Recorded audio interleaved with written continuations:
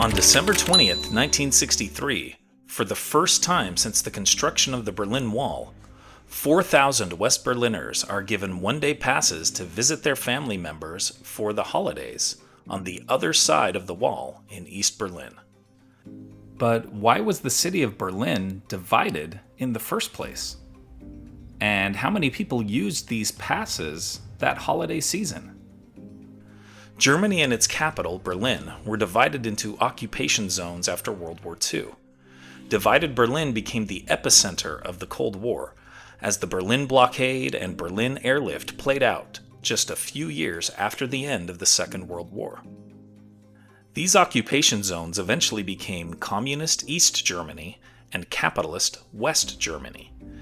East German soldiers began building the structure that came to be known as the Berlin Wall in August 1961, 16 years after the end of the war. Built by the East German government under Soviet influence, the original barbed wire barrier was constructed overnight to stem the exodus of East Germans fleeing to West Berlin and beyond. The wall was soon made stronger, with some sections reinforced with concrete blocks. By the 1980s, the Berlin Wall became a high-tech structure of reinforced concrete with guard towers, a no-man's land, guard dogs, and other obstacles. Families were separated by the imposing barrier that divided the city. More than 2 years after the wall was first put in place, an agreement was reached between East Germany and West Germany to allow one-day passes to be issued to citizens of West Berlin to visit relatives on the other side of the barrier. A massive crowd lined up to get these passes once the announcement was made. Each visitor was given a brochure that explained that the wall was built to, quote, protect our borders against the hostile attacks of the imperialists. Tears, laughter, and other outpourings of emotions characterized the reunions that took place as mothers and fathers, sons and daughters met again, though only for a short time.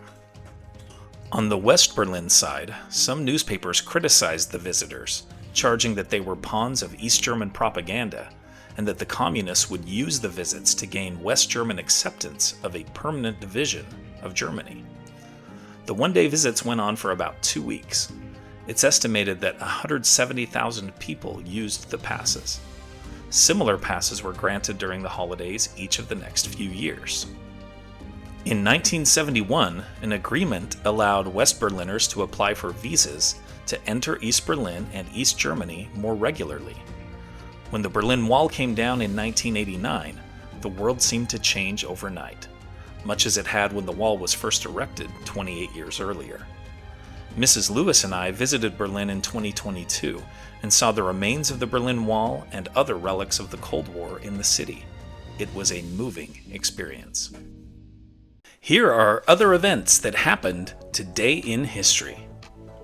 In 1776, the Continental Congress temporarily removes to Baltimore as Philadelphia comes under threat. In 1914, the Allies launched their first major offensive of World War I in the Battle of Champagne. In 1946, the classic holiday film It's a Wonderful Life premieres at the Globe Theatre in New York City. In 1957, Elvis Presley receives his draft notice for the U.S. Army, serving for 2 years, mostly in Germany. In 1960, the South Vietnamese communist guerrilla group known as the Viet Cong is formed. In 1989, the U.S. invades Panama to overthrow indicted military dictator Manuel Noriega. In 2019, the U.S. Space Force is established as the 6th and newest branch of the U.S. Armed Forces.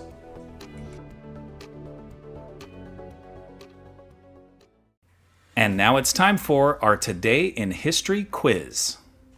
Where is U.S. General George S. Patton buried? Virginia, California, Luxembourg, or Belgium?